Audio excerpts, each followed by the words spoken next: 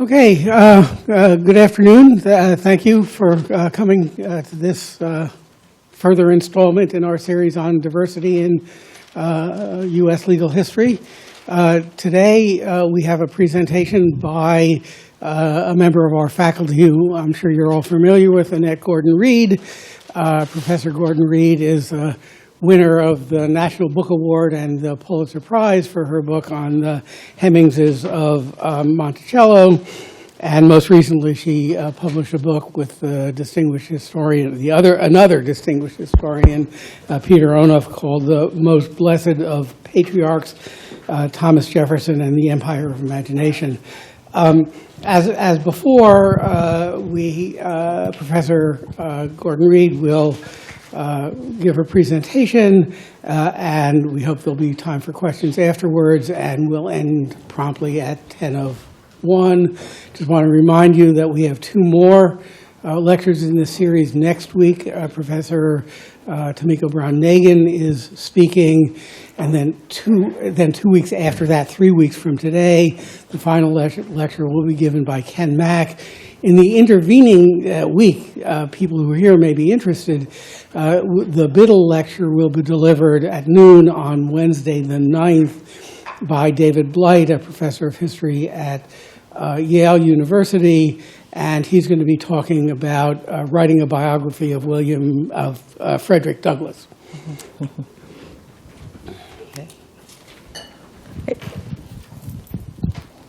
Thank you all for coming out on this beautiful but chilly day. I've been thinking a lot, as I often do, about race in the United States and race and citizenship, and how we have come to the point where we are, where we have our present-day understandings about race. A number of people have written about this, and I will continue to write about it myself. Writing about the Hemmings family, starting out thinking about a family that begins its time in this country in the 1730s, made me go back. Well, actually, I'd been thinking about it before, but it actually made me go back and think about law and the creation of race and how it has helped us understand what race means, to come to believe in the concept of race. And there are many, many components of it. The creation of race in America has to start before the Revolution, because the beginnings of our interaction with one another, Africans, Native Americans, and European Americans, begins far before 1776 and the creation of the American nation, back to 1619, when the first Africans, first Negars as they were described, arrived in Virginia. 20 people whose status we don't really know. From the beginning, most people assumed that they were treated as enslaved people. They certainly were taken from Africa as enslaved people. The best guess is that they were taken from a ship, from a Spanish ship. They had Spanish names, that they might have been Spanish or Portuguese, people who were captured and then brought to Virginia by the Dutch, by Dutch ship. And we don't really know what their status was exactly, but we know not long after that, there began to be rules passed that differentiated Africans from white people. Difference in treatment in terms of the criminal law, beginning to punish people for interracial sex during this time period. There's no code that's put in place, but the beginning of laws as people are beginning to define black people separately from whites. Once there is some sense that the Africans can be used as slaves, there was a question about whether or not baptism would make them, would remove the capacity to treat them as slaves, as they were no longer heathens if they became Christian. They sought a ruling from the Archbishop of Canterbury about that, and the decision was made that no, baptism did not change the status of enslaved people during that time period. I'm thinking about law, I'm thinking about rules that are governing society at this time, and the religious laws of the time allowed people to hold other Christians as slaves, even though they had converted to Christianity, and their heathen nature was the thing that people used at first to justify their treatment. There has been and was probably much in years past a heated discussion, the sort of origins debate, it was called, of whether or not slavery made Europeans racist, or whether Europeans enslaved Africans because they were racist ahead of time. And there were historians, noted historians, who lined up on either side of this, because surely, even if we were not sure about the status of the enslaved people who first came to Virginia, people there would have understood how Africans were used in the world. They would have understood that other people were holding people from Africa in bondage, even if the British were sort of the last people to get into the act in this, with the Portuguese and the Dutch preceding them in this question. Certainly in the Arab world, we tend to be very, very Atlantic-centric here, and thinking that this is all something that is going on just between Europe and America, when in fact the slave trade is going on in the other direction as well, the Indian Ocean. And historians are spending much more time on that now. So we have, during this period, a sort of gradual divergence during the colonial period between the experiences of Africans and indentured servants, who are not obviously in a class or together, in the sense that they are not in the power structure, but even white indentured servants are treated differently, less harshly when they commit crimes. And again, as I said, making interracial sex, punishing fornication in everybody, because that was against the law, but punishing fornication among different races in a more harsh manner, which sends a message. The law is sending a message there that these people are different, and that somehow are lesser, that there is a problem with mixing. If you think about having a society that sees itself as a community, one of the attributes of a community is that people, again, class notwithstanding, at least can marry one another, that they can mate with one another, they can become a part of a community. But if you take a group of people and by law suggest that mating with them, having children with them, is forbidden or degrading, it shapes attitudes about Africans. And you begin to see this during the 1600s. In 1655, a woman named Elizabeth Keyes decides to sue for her freedom, because based on the fact that her father was a white man. And she was part white, and sort of thinking that this should make a difference, the determination was made, and actually there were laws that were passed on the basis of this particular case that said you were what your mother was. This was the impetus for this, was to make slavery come through the mother as opposed to the father. You can think about why that makes more sense in a slave society, a society that's beginning to see itself, the nascent slave society. The sexuality of men is much less controlled during this time period than women. Men can have more children than women, and you could think about what would happen if white men, European men, had lots of children with African women. You would create a class of free mixed race people who would have claims on society that you could not have if it goes through the woman. Also, it allowed the masters to maximize the investment in slaves by having the children of any woman she owned belong to him.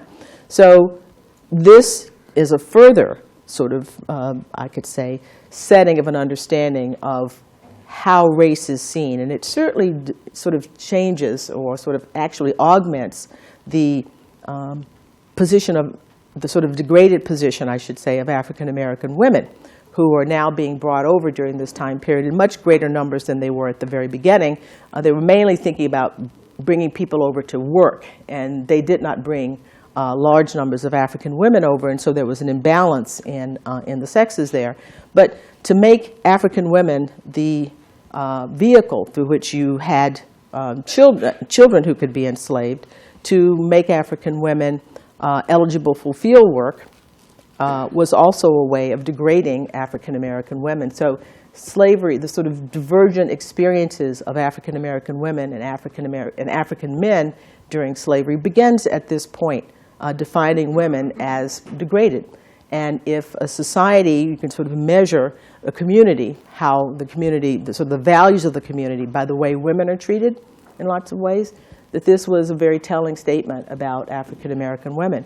So you get these laws that gradually move black people outside, make black people different than whites, until we get a Virginia slave code. And I'm focusing on Virginia because it is the largest colony, it is the richest colony, and even after the Revolution, which I'm going to talk about, it has a predominant power in the United States because of its size and its population. And the population of slavery, of enslaved people, it really gets going in this particular colony. So Virginia gets its slave code in 1705, and then you begin to get this sort of a comprehensive treatment of African American people, enslaved people, I should say. The kinds of things that they can't do, gathering certain places, marriages, all those kinds of things, as I said, that tells the society what the community is supposed to be about. Now, of course, we know that there's law on the books and there's law on the ground. And the rules against that sort of punished interracial sex definitely were not abided by during this time period. It was a statement about what values were. The very fact that you had to pass these kinds of rules indicated that something was going on. And I'm actually now have been talking to geneticists at the Harvard Medical School who have been doing work on the black population, not for purposes for purposes that I would be using them for, but talking about illness and sickness and different rates. And one of the things that they've said to me is that they have found, and it's not surprising, I'm sure you've heard this, large concentrations of European Y male chromosomes in African American men. You can test the lineage of males because the Y chromosome in the male is sort of passed down from male to male, from father to son, pretty much intact. And they've done enough population studies to be able to sort of identify traits that are more European than African. You can identify where people are coming from. And this is probably the most reliable of this sort of DNA testing that can be done. And they've seen large numbers of Y male chromosomes concentrated in African American people, males in the South. And they are beginning to try to parse out when this actually starts, to sort of say when the infusion actually begins to come in. It's after the colonial time period, but there's no doubt that it's happening at this moment as well. So even though this is taking place, the laws are telling a different story about what the society is aspiring to do. So we have the colonial period that is interrupted, as you know, by the period of the Revolution. And things began to change in American society as they try to create a different vision of what the society should be about. In other words, moving away from the monarchy, moving away from the mother country. And there's a wonderful book out now by a man named Robert Parkinson who talks about creating race in the United States. And he talks about not so much about how law does it, but how the mobilization of the American colonies. How did you get 13 colonies to combine together to go against the British? And one of the things that they used was race as the glue, talking about not only race in terms of blacks and whites, but Native Americans as well, making Native Americans and blacks the other, the enemies of society. Blacks during this time period, enslaved people and free blacks, but enslaved people in particular, cause a problem for the American revolutionaries because they, in large numbers, began to join the British, who Lord Dunmore, in his famous proclamation in 1775, offers freedom to the slaves of rebels, of the patriots, as you may call them, who decide to join with the British and fight on the British side. They would get their freedom. And large numbers of African Americans do that, enslaved people do that, and they join Lord Dunmore. And this is, of course, the nightmare that the revolutionaries had, it's a thought could actually happen that enslaved people would take up arms and would fight for their freedom, and they're doing it with the British. There are a good number of blacks who are free, and also some who are enslaved who decide to go with the Patriots, who promise them freedom. But they don't talk about them. The point of Parkinson's book is that the stories about the Loyalists and the British and slaves working together gets transmitted in all the newspapers. But the story about black participation with the Patriots is sort of hidden. People would not have known that blacks fought on the Patriot side in the Continental Army. He says that the Army was more integrated during that time period, it was the most integrated Army up until the time of Vietnam. And the people who are living during that time period don't have that sense that blacks are participating in this particular way. And so they become the enemy. They're seen as an internal enemy. And that influences how they are treated and how people begin to think about enslaved people and the future of enslaved people in America. Now, at this point, I have to mention Jefferson, because I couldn't get through this lecture without raising him, because he's a central part of this story in the creation of the understanding about race. Jefferson, before the war, sees, and he says it in Odes from the State of Virginia, that people had treated blacks like cattle. We had seen our slaves like cattle, that they were just objects of property. And the laws and custom, laws of property, enslaved people in some places are treated as real estate, and other places they are treated as personal property, and for purposes of what happens when people died, how the slaves descended to the owners. So they are items of property. They didn't think of them as, and not that they weren't sentient beings, but they were like possessions. During the Revolutionary War, when they began to act, Jefferson's attitudes changed about it, and as I said, Virginians and other Americans' attitudes towards them changed. They are active beings. They can have agency. They can do things. They can hurt us. And far from being like a cow or cattle, they become a threat. The American Revolution at this time also changes the attitudes in the North about slavery. You began to get the first gradual emancipation statutes. Massachusetts is seen as going first by sort of using the Constitution, the Massachusetts Constitution, to outlaw slavery, using the clause about all men are born free and equal to say that slavery can't exist. Now, there's some dispute about that. There's a big boomlet now in New England, New England and slavery now. Wendy Warren has a book, New England Bound. I have a student whose dissertation that I'm an advisor on is writing about New England slavery. It's sort of a burgeoning understanding that there were slaves in Massachusetts and New England. The claim is that they were the first people to legalize slavery. There's a dispute. I went to a talk at the Massachusetts Historical Society not long ago.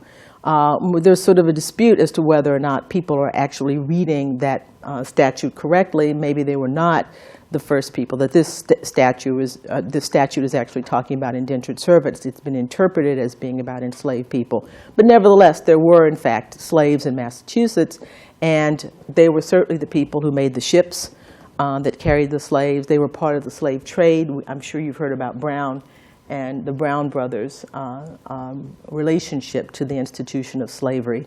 But Massachusetts, because of the Declaration, Massachusetts and New England, because of the slave trade, have a different view about slavery, and also because there are not that many black people here, I think. The law and the sense of control over African Americans really is not as, the need to control really is not as strong as it would be in a place like Virginia.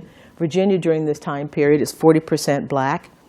Think about the difference in a society and the kinds of rules that they would make in a place where the population is 40% black and 60% white, or South Carolina, where it's 60% black, and by the time of the Civil War, it's 3 to 1.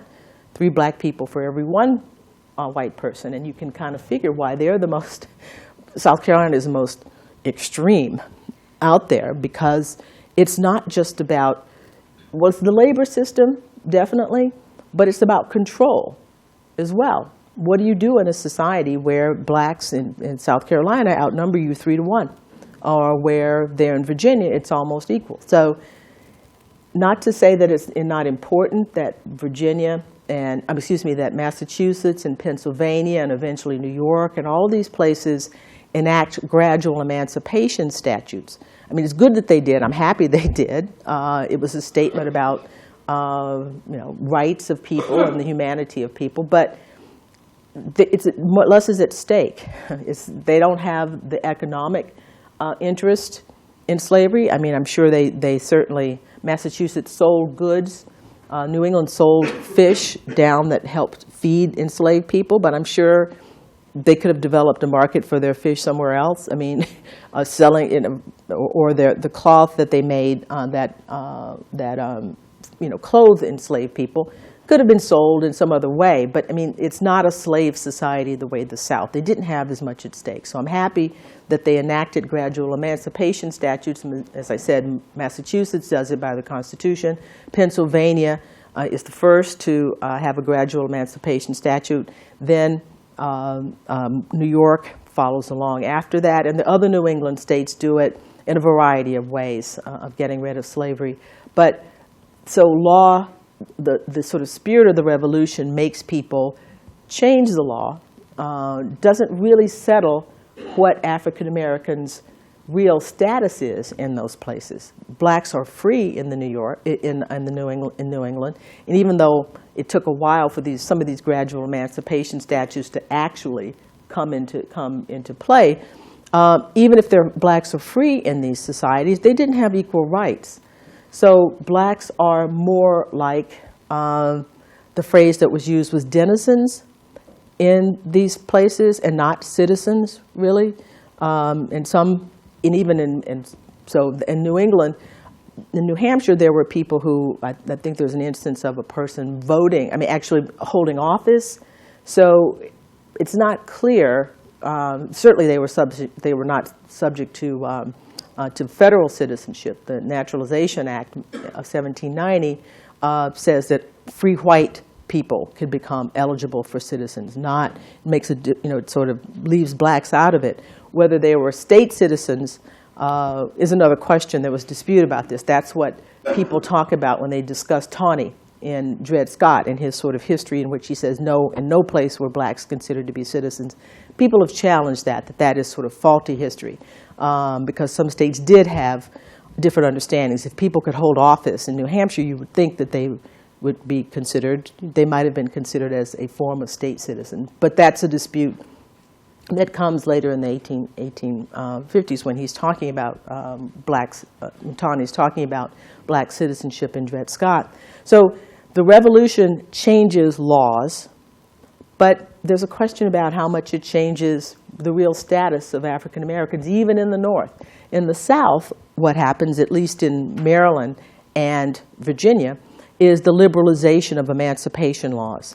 Before 1782 in Virginia, the only way a person could free a slave, the way a master could free an enslaved person, was to petition the government, the governor or the council, and say that for meritorious service, this particular person could be set free.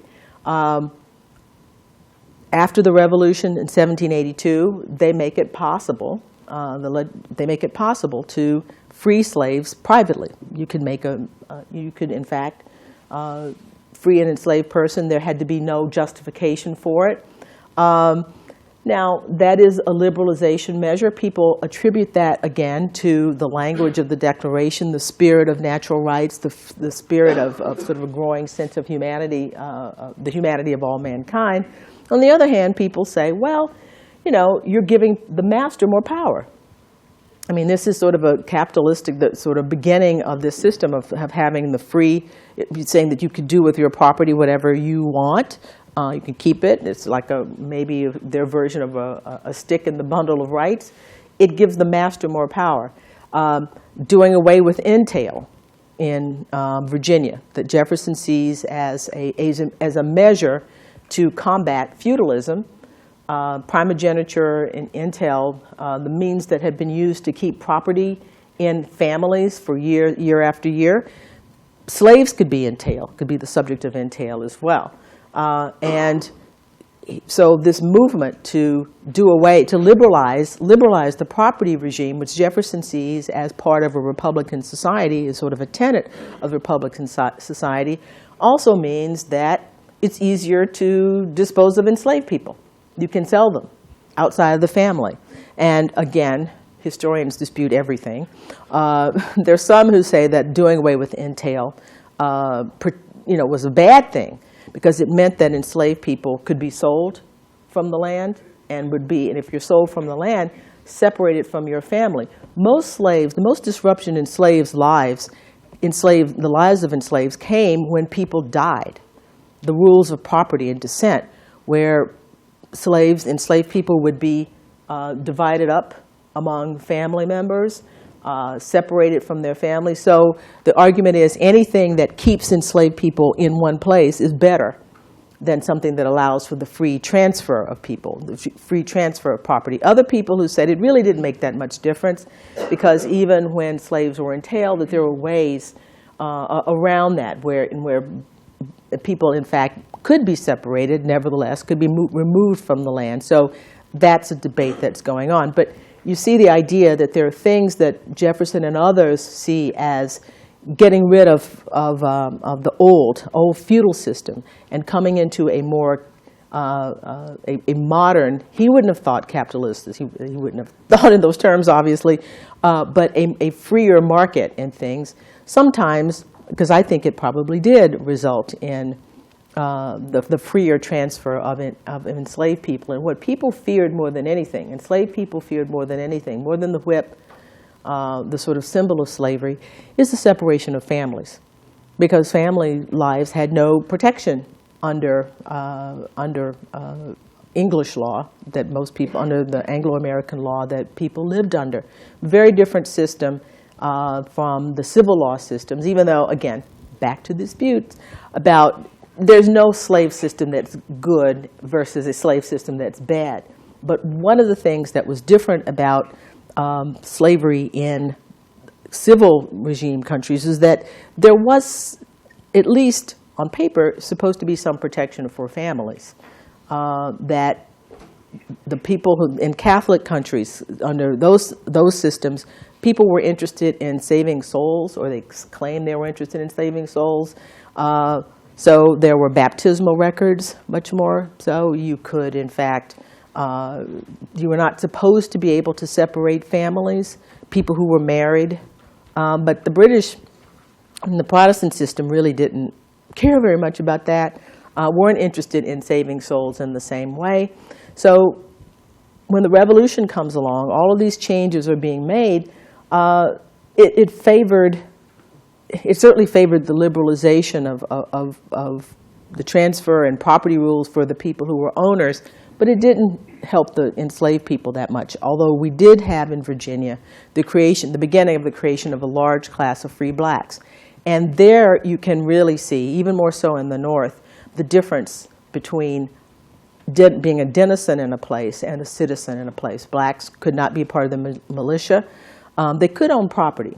They couldn't be a part of the militia. Obviously, they could not vote. They had free status, but they were not members of the community. And this whole notion that this was based upon race is driven home. Indentured servants were people, white indentured servants were people who, if they served their time, once they came out of that, they were able to join society. Jefferson's father-in-law, who many had for many years, until I started working on the Hemings of Monticello and sort of actually went back and traced who he was not an indentured servant, but he was brought over to America as a servant by a man named Philip Ludwell, a Virginian, who saw him as a talented person, gave him an education. He actually became a prosperous farmer and a slave owner and a slave trader himself. So the difference between being white and indentured servant coming out of that, or not an indentured servant, but a servant and coming out of that, and his story could be replicated by other indentured servants who got property and land and were able to participate in societies the way free blacks could not. The story had long been written that blacks were not supposed to be a part of the community, the new community that was not, they were not a part of the colonial community in a real way, nor were they part of the American community after the United States was started. So you have this period in the 1780s, 1790s, liberalization of slave laws in the two largest, the two most important states, I guess you could say, Virginia and Maryland, most influential during that time period. You have in the North gradual emancipation statutes, and blacks are still living as people without rights, without serious rights in the United States. There becomes a movement later on, the sort of liberal understanding of what should happen here, because Jefferson and others thought that eventually slavery had to end, but it had to end by Republican means. That is to say, people had to vote to end slavery, something that was not likely to happen, in Virginia. He turns his back on the whole effort, and other people, St. George Tucker in the 1790s, tries to introduce into the legislature of Virginia a gradual emancipation plan for Virginia, and I think the last slave would have been freed in something like 2001. That's how gradual, it was like really, really gradual. And the idea was, what should happen is that you would have these gradual you would have this statute. As blacks were freed, you would by law prohibit them from owning guns, owning property. You would make life so bad for them, through law, make life so bad for them that they would move. So that was the answer. The answer was free blacks over time. As they are freed, treat them bad. Use the law to prohibit them from having certain rights, and they would eventually leave Virginia, move out west, I guess, and fight Native Americans for land or whatever. They would leave. Virginia would not even accept this particular rule. They wouldn't even take it, rejected it out of hand. Tucker was a great jurist in Virginia during this time period. And he becomes disillusioned and basically sort of follows the trajectory that Jefferson and others went through, a sort of youthful belief that you could, in fact, pass laws that would gradually end slavery and then deal with the problem. He becomes later on, as I said, disillusioned with all of this, and goes to the second phase of what people began to think, is that there should be an emancipation, a law should be passed that would provide for the training of African Americans. This was Jefferson's plan that he'd sort of tried to introduce to the legislature, that you would train blacks to a certain point, they would be freed, and then they would be expatriated. The liberal position was emancipation. The conservative position was status quo, no end of slavery. The liberal position was emancipation, gradual emancipation through law, and then expatriation. Find a place for them to go. At first, Jefferson thought, well, maybe the Western Territory would be a place for them to go, and the United States would support them for a time, and then they would be on their own. Then he decides, well, no, the West is kind of for white people, notwithstanding the fact that Native Americans are there. Two solutions to that problem: assimilation, intermarriage. He said, our blood will run in the same veins, or they would be annihilated because the settlers, he said, whatever we decide to do, law notwithstanding, whatever rules we put into place, the settlers are coming, and they are not going to be dissuaded. After he buys Louisiana, the territory is open, and he's deciding how to set this up. Slavery is already there. A number of people talk about, well, why didn't he prevent slavery from being in the Louisiana Territory? Slavery was already there. The Spanish were there. The French were there. People had enslaved people. The federal government was very weak. There would have been a war then. instead of later, if they had tried to outlaw slavery in the territory. So Native Americans are out there, slave owners are out there. So his initial thought was, African Americans could be brought there. Then he says, no, maybe Saint-Domingue. Saint-Domingue had a revolution. They ended their slavery not by any Republican means, but by taking their freedom. And maybe they could go there. And finally, his final plan was, well, we could apply what he called diffusion. That is to say, send African Americans to the West, spread out, and then it will be easy to enact gradual emancipation plans. Then we could have a Republican solution, because what he's saying is what I was saying before. The problem is the numbers. If you have African Americans, small numbers of African Americans in communities where people are not threatened by them, then you can enact gradual emancipation, and gradually this will fade away. Now, this is a crazy idea. I mean, it keys in on a really important point, an important point that exists today. For example, the whole phrase tipping point describes the point at which the percentage of black people gets to a certain level in a neighborhood before all white people move out. Numbers matter here. And so that's his final plan for it. But through all of this, there's no sense from him and from other people that blacks and whites can live together as equal American citizens or as American citizens. So something had to be done about it. So in the end, this whole move for colonization stays in place up until the time period that enough abolitionists began to challenge the slave system. And eventually, and again, back to disputes, where there's a great book out now about abolitionism, about whether or not they actually helped the cause or not. But they are the first people who are talking about emancipation and having blacks remain in this particular place. And it requires a vision, a particular type of vision, in order to do that. And it's interesting to me to be thinking about this now because of where we are. I think this election, the current election season, has raised some real questions about the status of African American people. And a number of our fellow citizens still don't think that we really belong here. And it's not a surprise that they think that way, because this is something, as I've said, that has been going on quite a long time. And we're going to have to work really, really hard to sort of counteract some of the measures, some of the thoughts, the sort of unthinking thoughts that come into our minds and that sort of shape the way we view one another if we really want to move ahead. So with that, I should take some of your questions.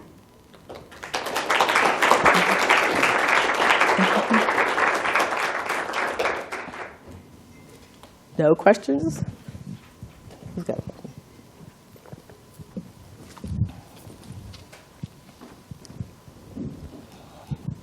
Thank you so much. I just want to ask about something you were saying about law defining the boundaries of the community. Because this is something that I've thought about a bit with slave laws in Virginia and other places in the South, especially after the Haitian Revolution. But in many ways, these laws that restrict masters' abilities to do what they will with what was considered their property under law seem to be meant to protect the white community as a whole. Is that the justification that you can't take these actions, you can't be too abusive because it might endanger the rest of us, it might inspire a revolt and endanger what the lawmakers considered the community? Mm-hmm. Well, yeah, they do go to the sort of restrictions on cruelty to enslaved people. If you read some of the cases, they're horrific, the few people who were punished for that. But it's clear that they're taking care of the sort of moral life of white people. And one of the reasons that you could not emancipate enslaved people on your own before 1782 in Virginia is that it is a social decision. It's not like you can do whatever you want to do with your property, but this is a particular kind of property. This is thinking property. It's sentient property. And so, yeah, all of this it's humanity, but it's humanity in a way that makes the ruling class feel good about itself, both for its actual physical protection, but also for its moral, its psychological sense that, we are not, we care about cruelty. We care about, we don't want to be cruel to animals. We care about animals, but I also think it does, as you're suggesting, go to the sort of moral health of the society as a whole, much more than actually thinking that enslaved people are people just like they are.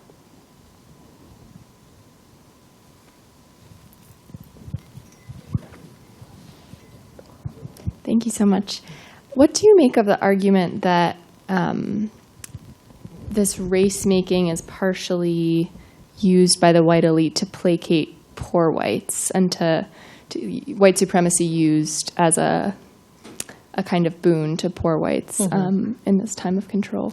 Yeah, that's Edmund Morgan, American Slavery and American Freedom, is the person who most eloquently put that idea forward. I agree with it. The notion, 1676, Bacon's Rebellion, where you have blacks and whites, poor whites and blacks banding together to fight against the ruling elite, was a real frightening point for the elite, because if blacks and sort of bound themselves with, or if whites would bond together with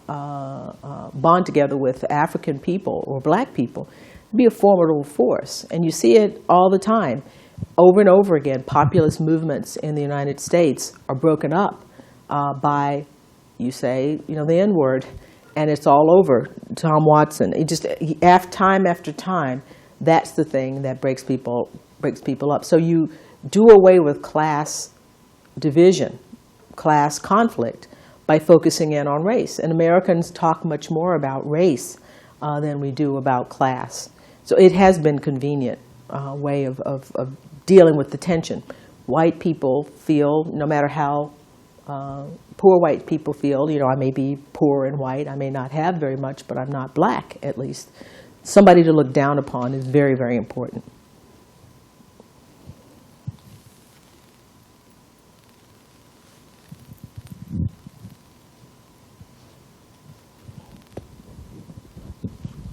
Thank you. I just wanted to get the reference on the Parkinson book. You didn't give the name. The Common Cause, Creating Race in America. So, but the first book is The Common Cause. And if you Google Common Cause and Robert Parkinson, it will come up. But I have to warn you, it's a long book. But it's worthwhile. I like long books, but it's... And who at Harvard Medical School would be doing the work you were talking about? Oh, my goodness. And you asked me that, and email me.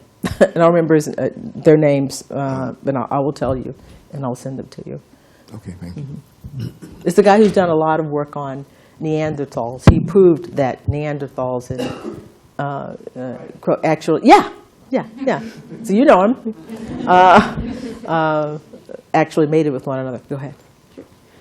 So sort of following up on this idea that historically we've used race as a way to break up class conflict. Ian Haney Lopez at Berkeley has written a lot about how politicians have dog whistled and used like code words to talk about race without really talking about it. And it seems like now, certainly in this political cycle, that has shifted a little bit, where it's not even a dog whistle; like it's just a whistle. Right? It's a song, full song. So I'm wondering if you think that sort of what effect that has when it's named more explicitly, if like sort of naming the problem in that way gives us the potential to move forward, or if actually it doesn't change anything. Well, I think, I talked to my friends about this quite a bit. I choose to be hopeful about it in ways. I think one thing that it might do, and it could be doing, is by naming it, by saying these things explicitly, people who might not,